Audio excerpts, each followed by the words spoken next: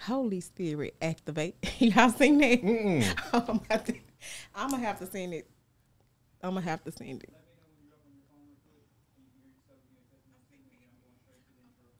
Man, you be having some good content, man. All right, we're in now. We are on. We're on. That's it.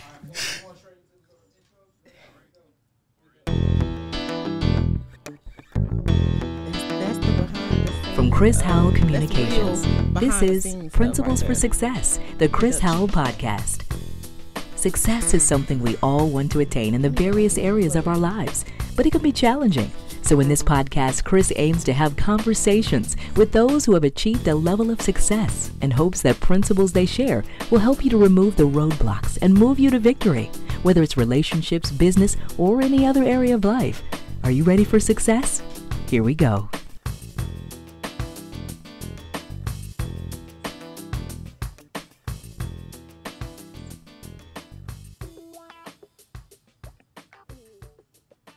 All right. Thank you, Joy, for that introduction. Well, good evening, and welcome to the Principles for Success podcast. It's the Chris Howell podcast. I am Chris Howell, and Oscar Hawk. And Coco Riley. and we're all in the building. The building. All right, good deal.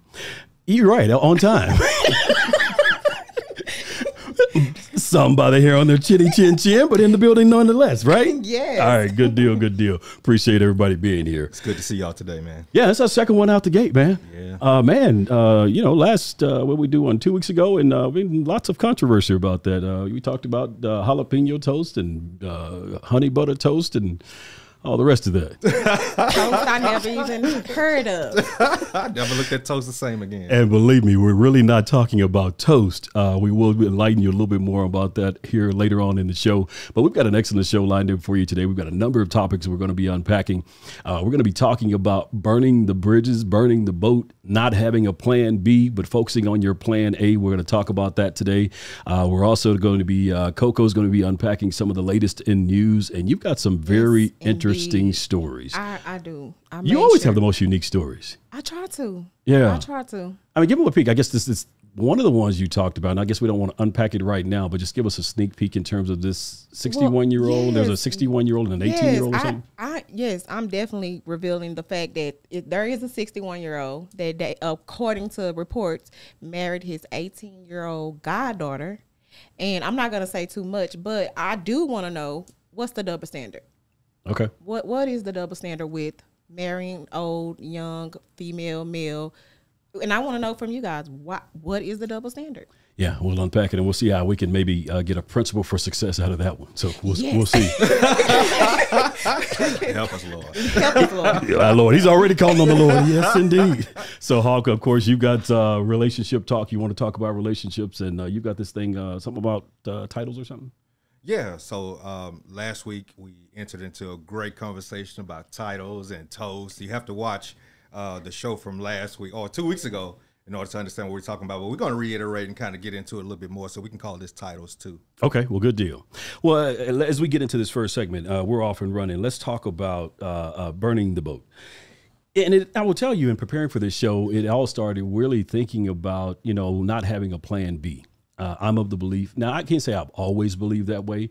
I guess in my latter years and now, I guess being an entrepreneur now over 7 years, I probably have now started to think more along that line because I do understand that you've got to be responsible when you go into entrepreneurship, things of that nature. If you've got responsibilities, you can't just say, I don't have an exit strategy. I don't have a backup plan, or I don't want to look toward failure.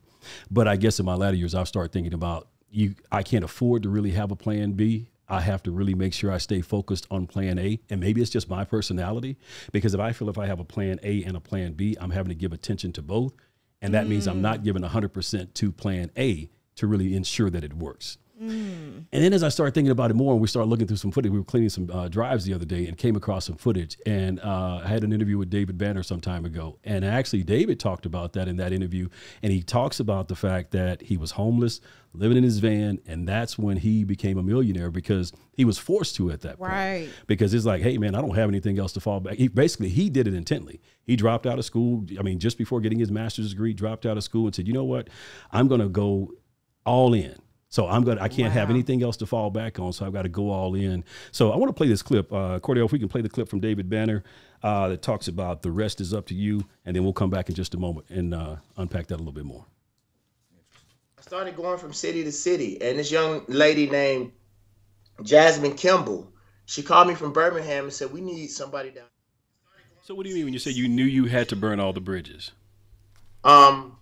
I read a lot, and there's this book that talked about. There's this book called Think and Grow Rich. Yes. And they said they were talking about this general who was going into war, and they were on boats, and he saw that some of his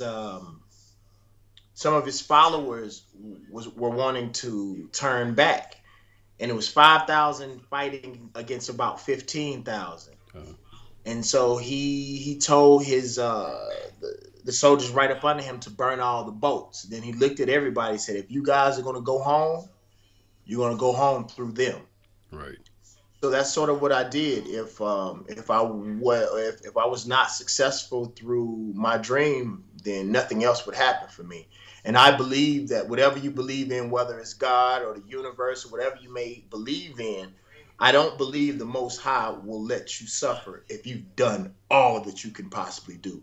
Man. But in most cases, when people complain about success, their success probably didn't come because they didn't give 100%. We pray and we beg and all of that kind of stuff. But I believe, in my belief system, that all God should have to do is give you vision.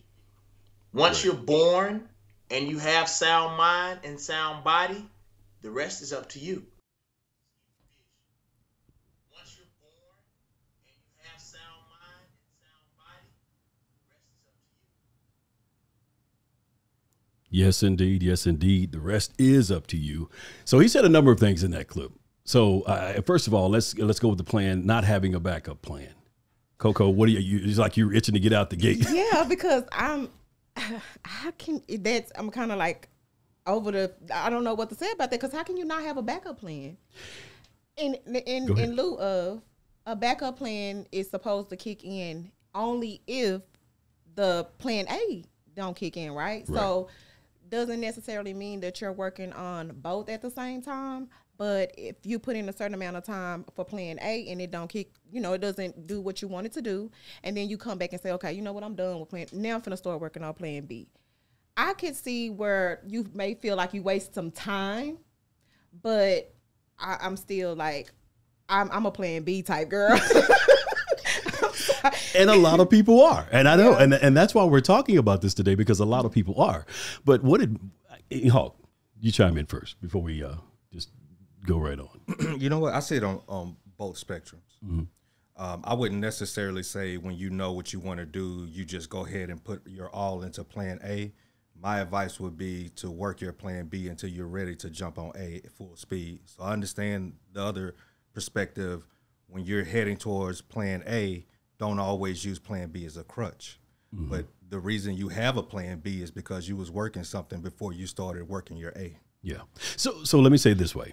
If indeed you're just starting out, let's just use entrepreneurship, business. Okay. You're just starting out. There are definitely times where you have to maintain your day job until your entrepreneurship venture fulfills itself enough to where you now have the income to replace your day job. Absolutely. That's certainly, you should do that. I'm saying be mindful in that way.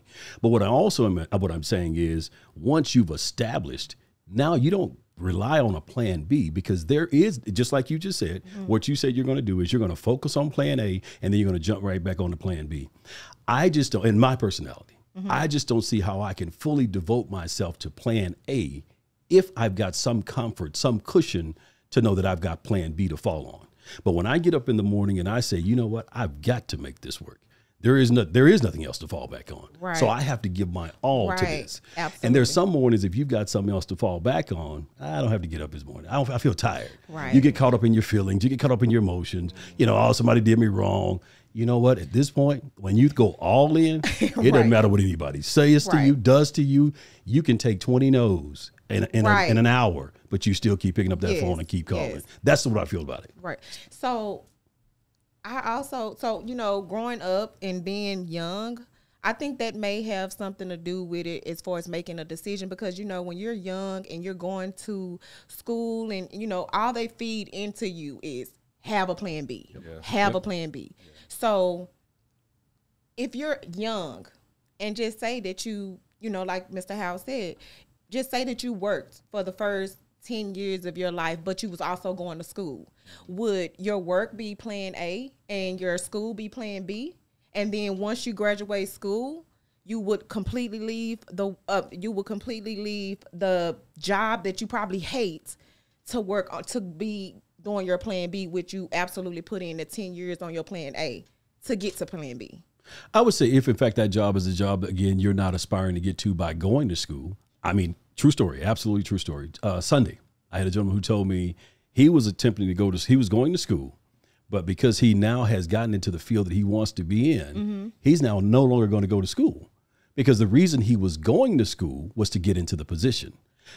Getting education, he thought getting the education would get him in the position.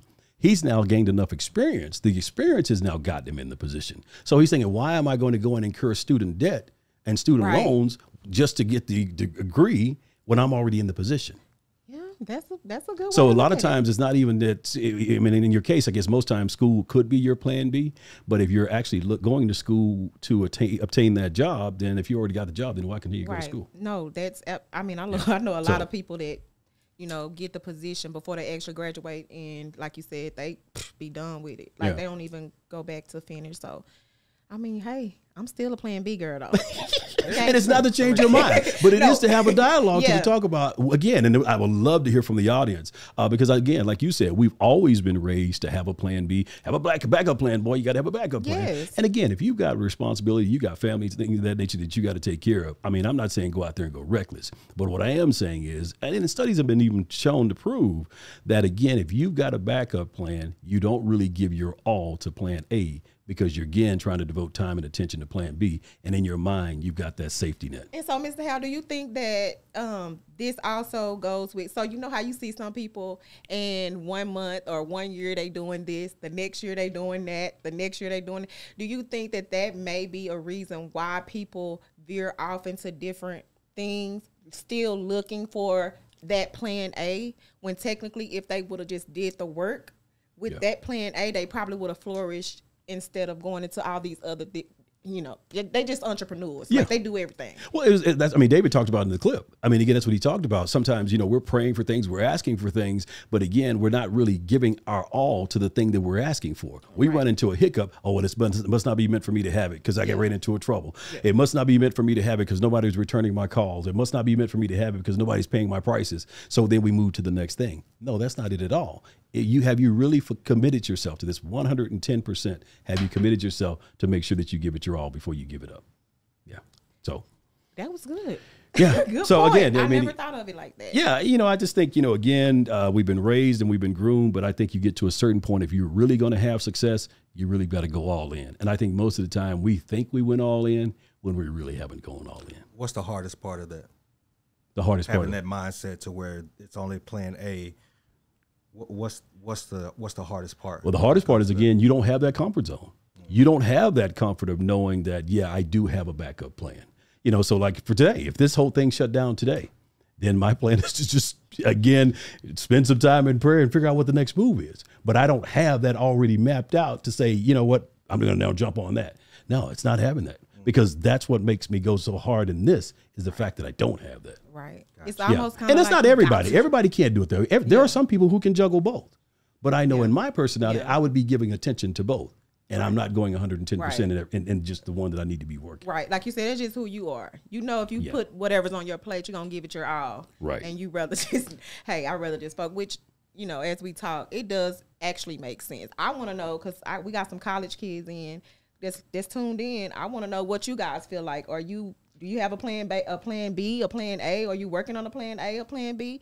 I can't tell them how to actually, but y'all can comment though. You can Absolutely, comment right there. Yeah, yeah, comment. You know, because I mean, again, I would love to hear the perspective, because again, I know not everyone thinks that way, and partly because we've been groomed to believe that you have to have a plan A and plan B, and we don't want to venture into that. I don't want to get into your lane. We'll let you stick with the relationships, but even sometime in relationships, it's not just careers and entrepreneurship. Sometime in relationships, we're always thinking about our exit strategy. We're always thinking about if this doesn't work, then, you know, I've got to have a plan B. Nah, give your all to the relationship, and then the relationship has a better chance of being successul. But and if you getting the title. Yeah, and you have a better chance of getting the title, right? I'm not venturing into that.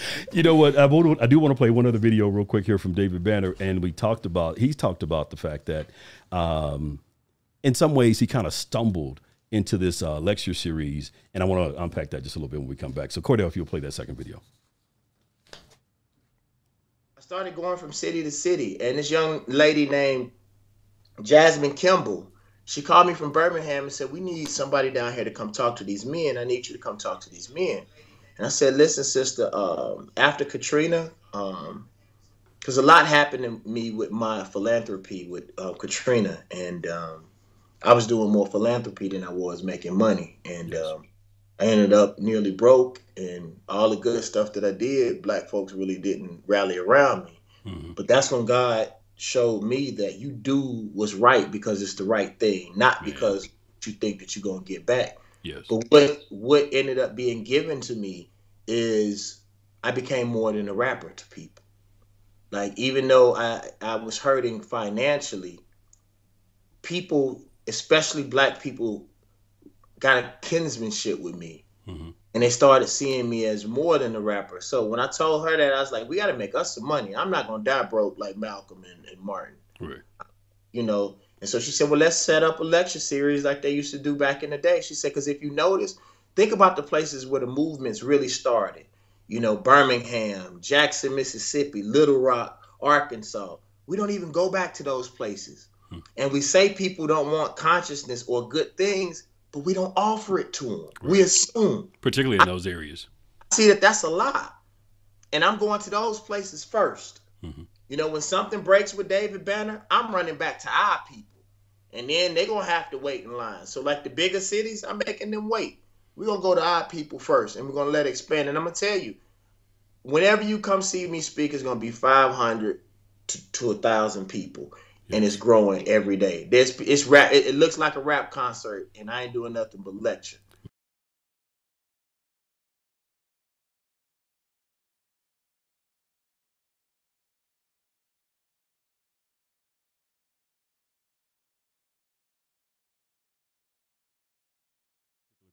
I like that particular clip because he said a number of things even in that one.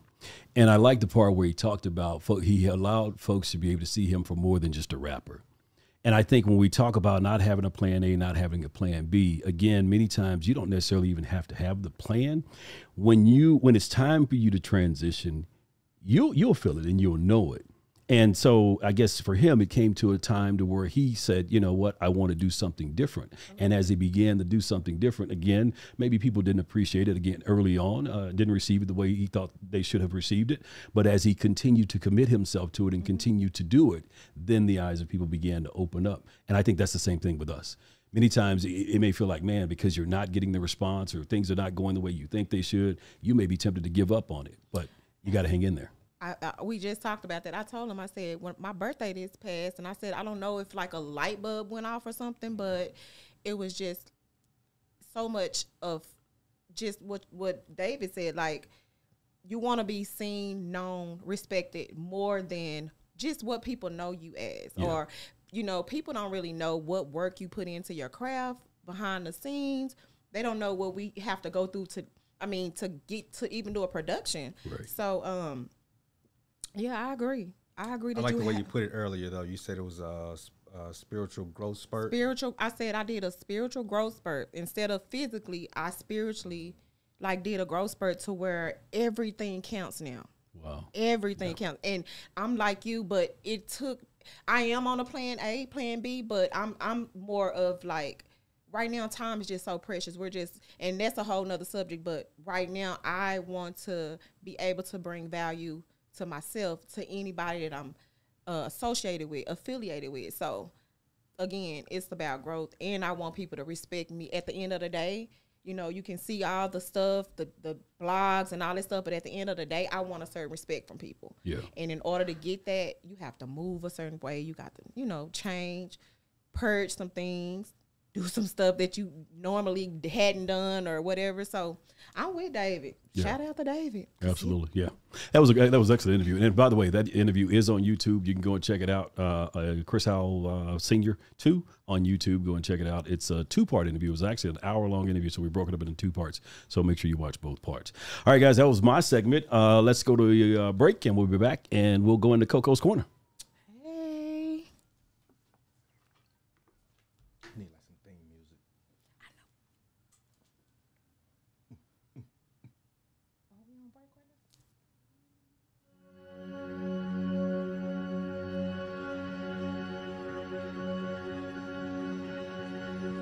We are one nation, one people. When called upon to give from within, we come together and find that our capacity to help others is limitless. Here, we are fearless. What lies inside all of us is more than data. It's life. It's more than insight and medical research. It's vision and honor and compassion. What's flowing through America's veins is its diversity. The next great breakthrough will be found in each and every one of us. And what we find there will unlock mysteries, heal the sick, and eradicate disease. We ask for 1 million individuals to come forward and stand on this landmark in history. We ask America to do, once again, what she has always done. Lead the way forward. We're one nation, one people, but all of us are different, and it's those very differences that will lead to answers for generations to come.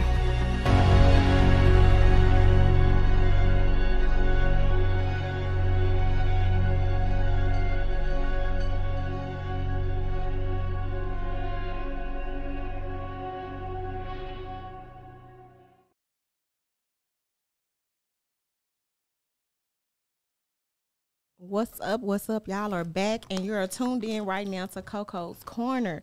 So I'm going to start off with Delonte West. We're going to send prayers up to the former NBA Dallas Mavericks player, Mr. Delonte West. If you guys don't know, he relapsed and was arrested this week in Florida.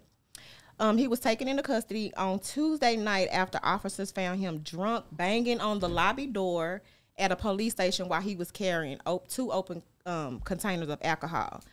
I'm going to give y'all the backstory. So the backstory is that last year, Mark Cuban found Delonte West, and it was a panhandling video and photo that went viral. So Mark Cuban went and found him. He took him to a rehab. He covered the tab, and he just allowed Delonte to kind of just do some healing. Well, that didn't happen. So they say that Mr. West was eventually was hit with 3 charges, including obstruction, resisting without violence, open container, and disorderly intoxication. There is also a history of Mr. West battling alcohol and substance abuse, which kind of derailed his basketball career. And he's also been diagnosed with bipolar disorder. So I wanted to ask you guys, when is enough is enough? When do you stop helping someone that has an addiction? Do you even step in? Because we know that when you are dealing with addiction, that the challenges that you're faced is both the person that's helping and the person that's actually dealing with the disease. So I want to know, as a friend, when is enough is enough? Can I say something? Yeah. Can I say something? I was talking to a friend a couple of years ago, and we were talking about that show, Intervention, and how everybody's intention is in the right place because you're trying to bring someone who has an addiction to a place where they can be confronted and then the objective is to get them into some type of rehab facility so the rehab facility can rehab them and put them back on their feet. Mm-hmm. And so when I was having this conversation with a friend, she said to me, and I never thought about this, sometimes that can have an adverse effect, because when you try to make someone do something that they don't want to do, they can go into that rehab, and when it doesn't work, they can blame you for the failure. So my question is, I understand Mark Cuban found him, but was he at a place where he was ready? Because you have to be ready in order to be delivered from something. Well, here's the controversy behind it. He was banging on the police lobby door. So a lot of people are saying that was his way of trying to find help. Like, that was his way of saying, hey, I need somebody to get me. I need to be in, I don't know if he was wanting to be in jail, if he was just wanting a safe place to go or whatever. But do you think at some point, like, was he just out of it? Or was that something subconsciously he was just, really trying to say, help, I need some help? Well, it could very well could be. But I want to go back more to the question that you asked, I guess aside from his individual case, because we don't know. Certainly, like you said, prayers out to him and his family, and, certainly wish him the best as he continues to battle it. But I guess when you ask the question, when is enough, I don't know that that's a question that can be answered for anyone. I think it comes to an individual when you feel like enough is enough, because every situation, every circumstance is different. If you've got a family member or something, I have a family member who's battling addiction, and I haven't gotten to that point. It's been years that we've been really trying to work through this, and I have not said, no, enough is enough. I mean, I certainly, what do you say, feed from a long-handled spoon at times, in terms of whether you give cash, things of that nature, or whether you go make the purchase yourself and give them things as opposed to just giving them cash. So there's certain ways which you may change the way you deal with them, but no, you don't throw up your hands and walk away. But I do agree with what you said. Yeah, they do have to come to terms with the fact that they have an addiction, and then when they want to get treatment for that. But I think you still have an obligation to a degree to try to make sure that they remain safe, I guess, where possible. Absolutely. Yeah. But I don't know that I can say that for anyone else. When enough is enough for them, it's, when they get to that point where they're tired. Yeah, well, that's true. Let's keep Mr. Delonte West in our prayers. Yeah. So next in our Chris Howell news, in our principle for success, this is going to kind of go somewhere, but it is going to be, I do have something at the end to say, but I just wanted to highlight that there was a Atlanta attorney that was shot by a man that she was dating. Authorities say that a woman was killed by a man she was dating at an apartment complex where they first met. The reports state that the victim, attorney Courtney Cox, was shot in her high-rise Atlanta apartment. The suspect name is Jarvis Jarrett, in which he's believed to killed her like that Wednesday morning. He did die within a him and the police was shooting with each other, and he actually died from exchanging gunfire with the officer. So they say that Courtney loved ones say that she was in this relationship with him since this past summer. It appears that it wasn't a forced entry or anything like that. So they're not really saying if they got into it or whatever. There is an actual 911 call that has been released. You can hear the gunshots while you hear witnesses talking to the dispatch. No one else was hurt, but stray bullets did hit a unit across the street. With October being National Domestic Violence Awareness Month, we just want to encourage anybody or anyone, both male and female, do not ignore the red flags. It's not always easy to tell at the beginning of a relationship if your partner or someone is going to be abusive. The statistics actually say that most abusers seem perfect at first, and then if you start to feel like that it is some like control, jealousy from both family and friends, that those are kind of like some red flags to look out for. So if you need any help or know someone that needs help, find out more information and contact the National Domestic Violence Hotline at 1-800-799-7233, or you can visit ncadv.org. But like the recording say, if you need immediate help, please call 911. Absolutely. Give that number one more time, Coco. Slowly. Okay. The National Domestic Violence Hotline is 1-800-799-7233. There you go. All right. What else you have? And now let's get down to this juicy 61-year-old story. So, Oh, that's the one we teased, huh? yes. Oh, okay. So there's a Florida man who's under fire for marrying his 18-year-old goddaughter. They're saying that he's a predator, and not only did he marry the goddaughter, but he actually dated the mother as well. They're saying that there's a photo out with him holding her when she was a toddler, basically saying that, you know, he's a predator. So is this who we're seeing on the screen right now? Yes, that's it. That is the whole family right there. And if you guys can't see the screen, you can go to Facebook or you can go to YouTube and look up the show and go back and see exactly where we're talking about. Oh, you can see it now. Okay. So 61-year-old and 18-year-old. Yes. So they said that she went around and telling her families and stuff like, oh, I'm dating somebody. This was when she was 17. So when she became 18, she just went out, got married, didn't worry about it. She's on social media like, oh, y'all jealous. I'm married now. I wanted a man that was stable. I wanted a man that knew what he wanted. I didn't want a young guy. This is what I wanted. So with that being said, there are some people saying, hey, she's 18, let her do what she want to do. And then there are some people that saying, he's nasty. He's a predator. He groomed her. And now they're married. So what I want to know from you guys is, what is the double standard when it comes to, or why is it a double standard when it comes to younger women dating older men versus older men dating younger women?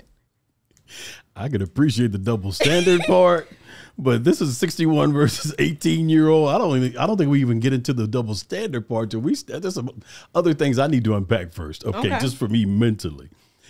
So I guess it's legal in Florida based on what you said. Yes, she's 18, he's 61. I'm guessing he's the godfather, so I'm guessing the mom is okay with them marrying.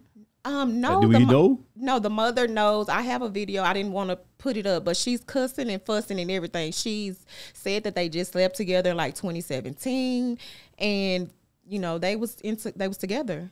I mean, because standing that photo that you showed, I mean, that's an actual wedding ceremony. Yeah. So I mean, somebody was in the audience and didn't object. Yeah, but the mother said she didn't go. So she was not there. Yeah, the mother said I didn't go and I wasn't going to be a part of that. So. But she just slept with him. 2017. In 2017. This is 2021. Yeah. Gotcha. Yeah. So 4 years ago, the mom was with him, and now the daughter's with him at 18 years old. Yeah,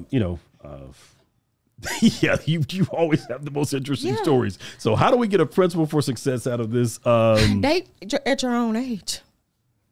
There's two different things. One is the age difference. The other one is the fact that he was considered the godfather and she was the goddaughter. Yeah. So my question is, when did y'all started having feelings for each other? Well, like I said, they're dating at 17. Yeah, apparently at 17, she was secretly keeping the relationship away from her family. They didn't even know until she popped out married. And they like, what? Oh, so she was married already. She didn't announce the wedding prior to getting married. When she came back and announced they were already married. Yes. So the family didn't have any idea. They probably didn't even join or whatever. That probably was a picture of just her and her family. Because who's gonna join? Who's gonna watch you do yourself like that? That's weird. Like even if he's 61, she's 41. Just the fact that you were her godfather and that was your goddaughter, to me, that's the weird part. That's really nasty. Yeah. And you gave a good example, even if it was just a 20-year difference. But now we're talking about a way beyond a 20-year difference at 61 and 18. That takes it to a whole nother level. She was just a baby. Mom is upset. I sure would like to know what Dad thinks. If Dad obviously Dad. So there's no word from Dad. Here's another thing that nothing from Dad. But here's another thing that she said. She's been on her own since she was 16. So in her mind, to be honest, she have like 4 kids. I'm gonna be honest. It's hard being a single mother. And not to say that what she's doing is right, but I feel like that at some point she just wants some help. Like, because it doesn't even make any sense. So she got all these kids. She don't have any of his kids. She got all these kids. Bam, I got a 61-year-old man that done fed me all this I don't have to do this. I got some help. I got a baby daddy. I got whatever. Now So she got the Godfather. yeah, and gross, but yeah. So, Yeah. so yeah. And so in final news, let's pass that. In final news, let's talk about Alec Baldwin, who discharged a prop gun that actually killed a crew member. So I thought that this story was interesting because accidental discharges of guns firing have been blamed for deaths in the past in the movie productions. So there were two. Actor John Eric Hexum was killed October the 18th, 1984 on the set of the TV series Cover Up when he accidentally shot himself in the head with a gun loaded with blanks. And then in 1993, Mr. Brandon Lee, the son of martial arts legend Bruce Lee, died after he was shot. Both incidents were determined to be accidents. So I want to know what protocols are being put into place when these people are shooting blanks and, have ammunition when they're not supposed to. And the funny thing is, they said that they had reports that people walked off people walked off set because they said that they were not getting paid enough, that they were not, the housing and stuff was not together. And then all of a sudden, after they walked off, the girl gets shot.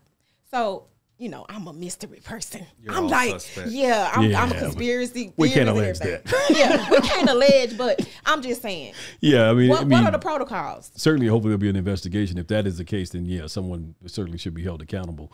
But no, I mean, I think you find in most cases, I mean, there are protocols in place. There should be somebody to double check. There should be, I guess, the production assistant or whoever handed that gun should have double checked to make sure that it was, first of all, the right weapon, and then second of all, make sure the right blanks or whatever they use were actually in that weapon.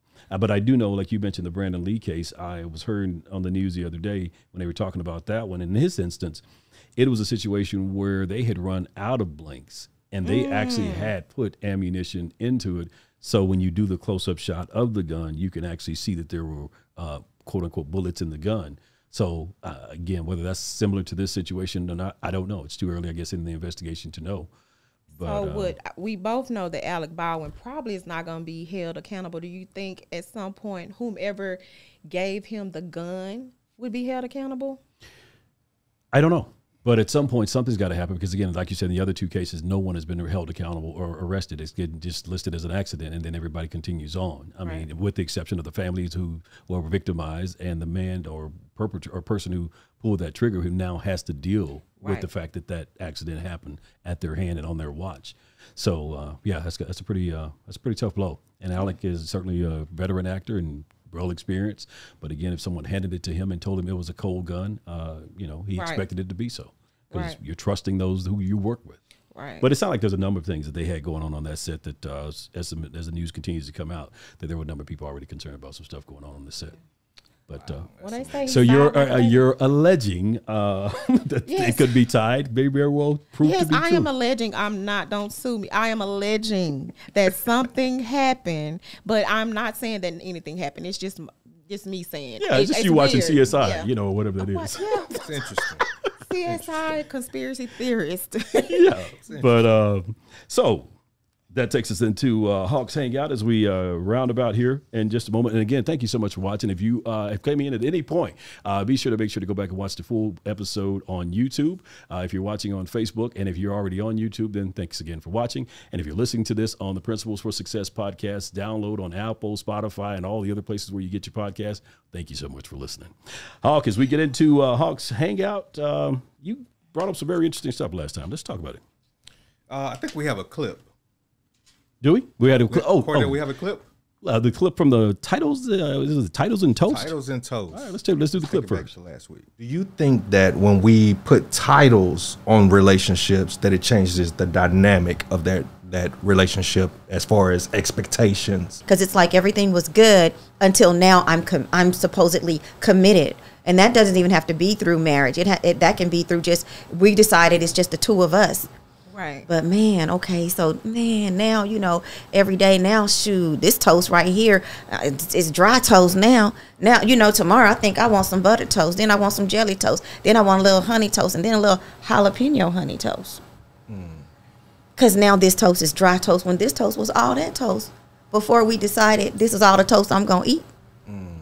So you think the commitment? So I think it's the commitment thing, because now that I'm committed to this toast, it don't taste like as fun. You know, Yeah. you know? I'm sorry. Mr. Howell, you gonna have to look on that laugh. You know what I'm saying? Laughing I all mean, the you time. just did a great job of explaining all Yeah. the different forms of And toast. the And I'm But just you like, see what I'm okay. saying?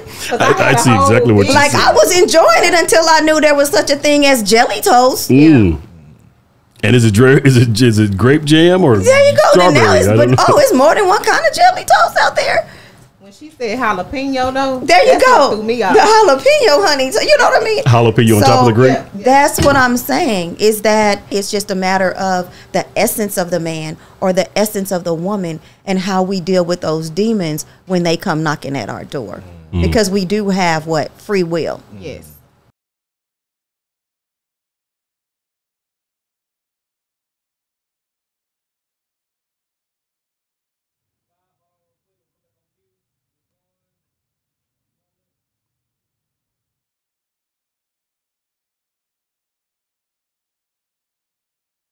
All right, so that was titles and toast, a little clip from last week of a discussion that started out by just discussing the pressures of titles. When you give someone a title, does it come with pressure?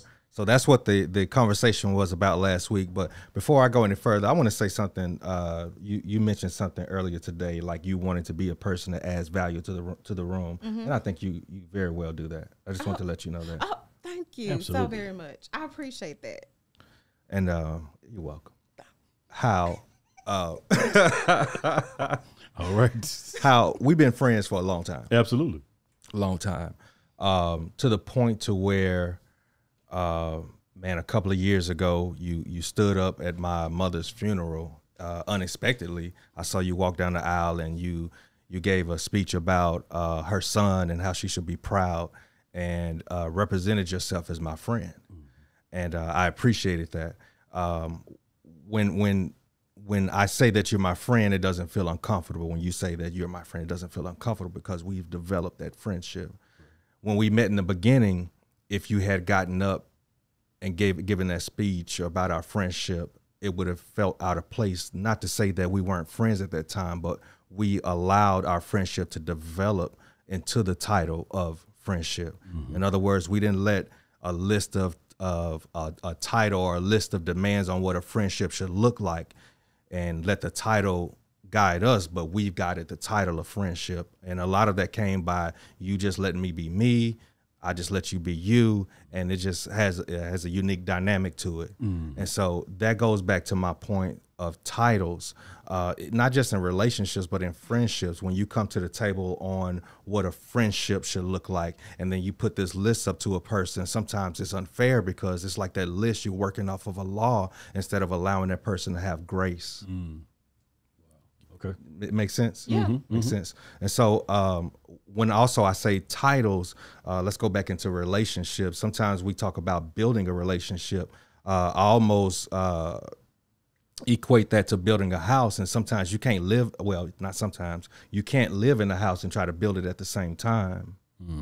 Yeah. And you can't build from the inside out either. And I believe there's a significance in titles, because I wouldn't stand up in front of people and they ask me who you were, and I'd be like, yeah, we just cool. So I understand the significance of titles, but sometimes we have to develop into that title instead of letting the title define. Because I'll be honest with you, when I meet someone, I don't want to give. First of all, I don't have this preconceived idea of like, okay, this is what I want and you have to measure up to this, because if someone really likes you, they're going to automatically try to conform to what you like, and you'll never get to know the real person. If I come to the table and say, well, this is my definition of a relationship and you have something different, but we're in a relationship, it's like we missed the whole conversation.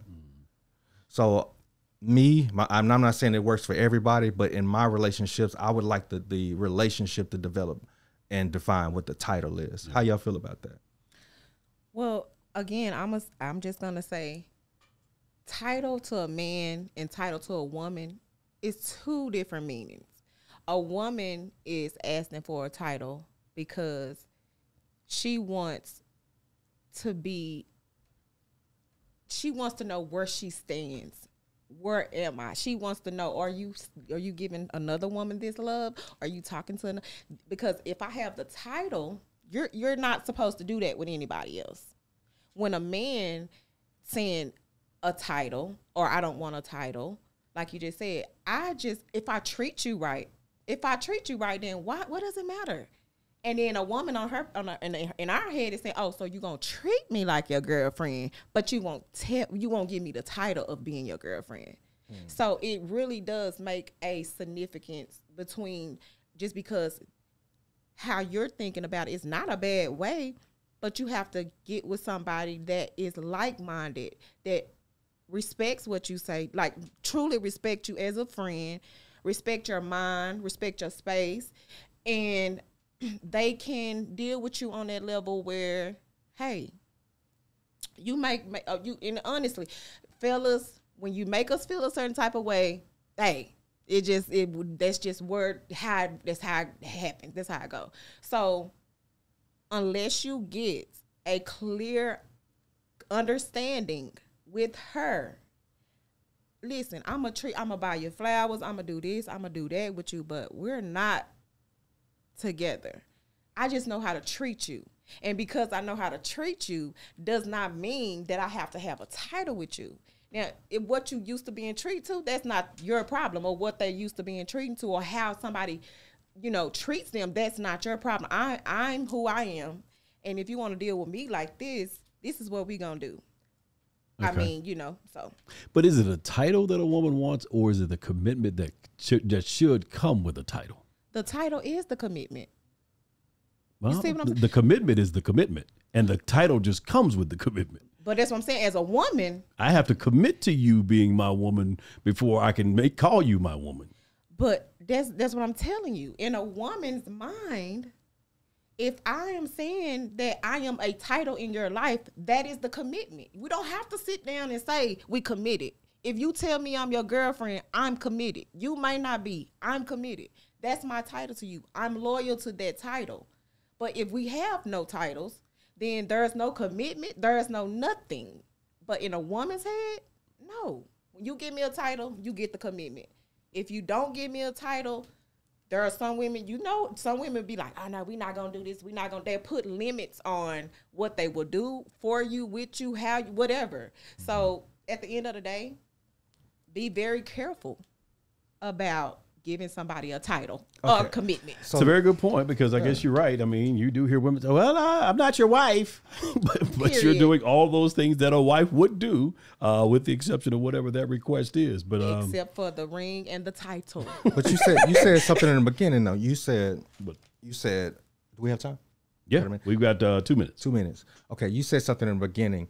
When the woman has the title, that means that he is not allowed to talk to anybody else. And that was a similar comment that I had on my Facebook page, and it was talking about titles and things of that nature. And she said something similar. She said, when there's no title and then a person feel like they betrayed, it's almost like a safety for them to say, "Well, we weren't together." And my whole thing is, why would you? If you already see that characteristic, or you even think it's there, why even entertain it? That you think that somebody would do you that way? Because women think we can change. We think we can change all. We think we could change our mind. We think we the baddest of the baddest. Every woman can vouch to say when she get with a man and he tell her what he don't want, but you still doing what you saying you don't want. So in her mind, she got hope. I'm going to change him. He not gonna do this right now, but he eventually is gonna do it. And there are some women that are very aggressive with being your woman, or having a title, and can get physical and everything, because women, we don't think like y'all. We just don't. And I'm glad y'all don't.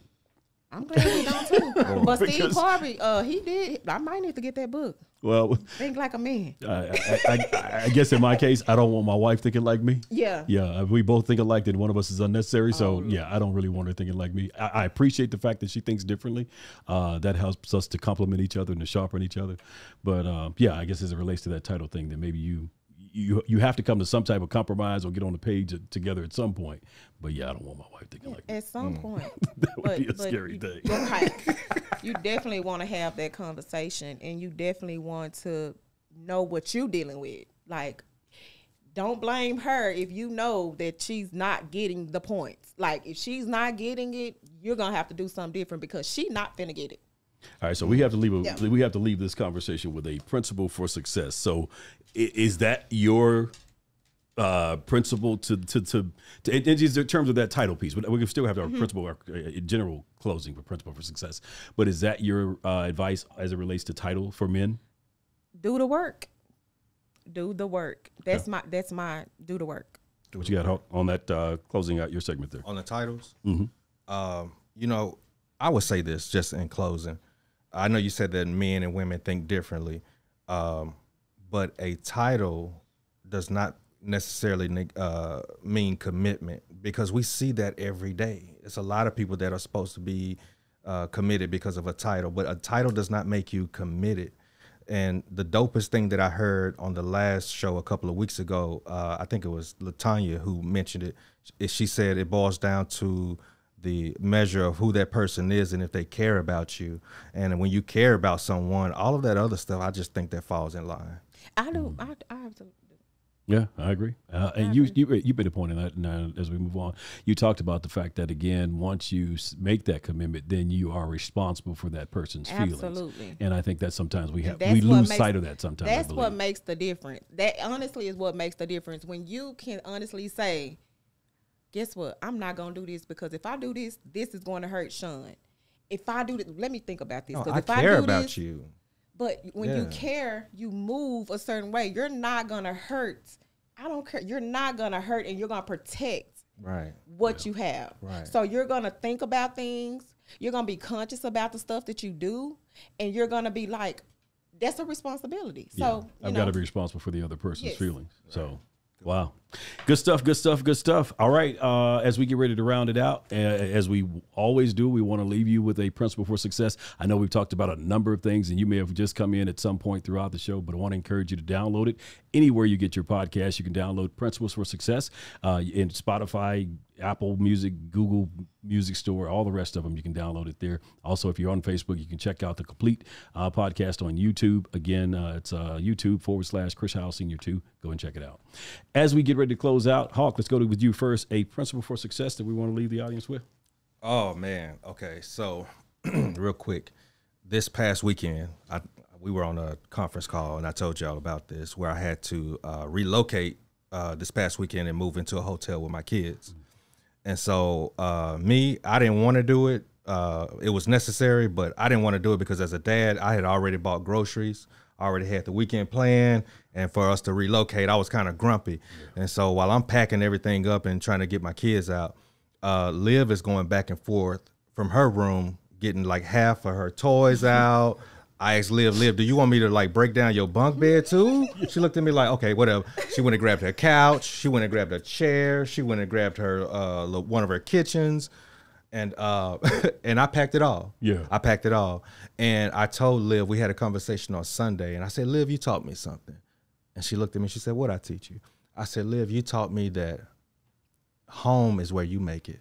Yeah, yeah, that's deep. Yeah. Home is where you make it. Yeah. And she wanted all of her things so she can feel like she was at home. Yeah. And man, she taught me a very valuable point, man. It wasn't so much about having to readjust, because life is going to make you readjust. Yeah. But if you just remember, home is where love is, and love is where home is. Yeah. I think that's going to be a foundation that no matter how much success you find in your life, if you have that, you're grounded.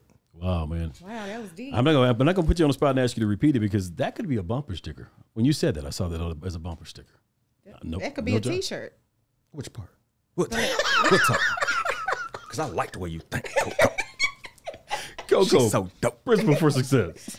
So I kind of gave mine away just a few minutes ago, but it just come all back around to do the work. do your research. Do everything that comes. Get all your T's crossed, your I's dotted. Make sure everything is in order. I was just telling Hawk earlier today, like, if you know that you put in some work for 10 years for something and you've been putting in the work, what else can come out of it? Nothing else can come out of it but whatever you put off in it, whatever flourishes that you actually, did, or whatever you did to kind of build yourself. Like, if you do the work, then at the end of the day, it's coming. That's the way the universe, that's the way it works. And I had to learn that. Do the work, no half stepping, no skipping from point A to point D, because you're going to end up right back at point A and you're going to have to still go through the same stuff. Do the work. And once you do the work, everything else will come. I like it. I like that. I like it a lot. And actually, it kind of falls in line with mine. But just before I give mine, I want to talk. I should have mentioned this earlier when we played that All of Us video. But this coming Saturday, I'm going to be doing a virtual event on Facebook, on YouTube, and on Zoom. We're going to be doing a virtual event. It's the community conversation about health and research. That one actually that you're seeing on the screen now is actually not happening until November 9th. That is an In the Huddle event. But we have a virtual event that's going to be coming up this coming Saturday, October 30th. That's the one we're going to be doing at 10 a.m. But do tune in for the In the Huddle event as well. But the community conversation about health and research is a very important conversation. Going to be talking with some experts about the historic effort to collect and study data from over 1 million Americans. This is an initiative that was put forward by President Obama when he was in office. And again, basically boils down to, if you've ever been to the doctor and got a prescription and maybe that prescription didn't fit you as well, it's because many times we don't participate in the research that's being done to develop those medications. So we are asking, again, maybe you tune in on Saturday morning, anywhere on the World Wide Web, Saturday morning. It's a virtual event at 10 a.m. Right here on this YouTube channel or Facebook channel. And then you also have a Zoom link that we'll put on our website as well, that you can check it out.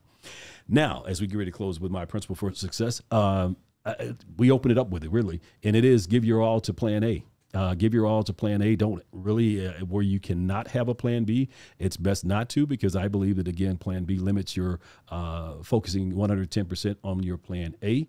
So I've seen that it worked certainly pretty well in my business. If you focus and give your 110% to your plan A, and because you don't have that cushion or that safety net to fall back on when you're looking for a plan B.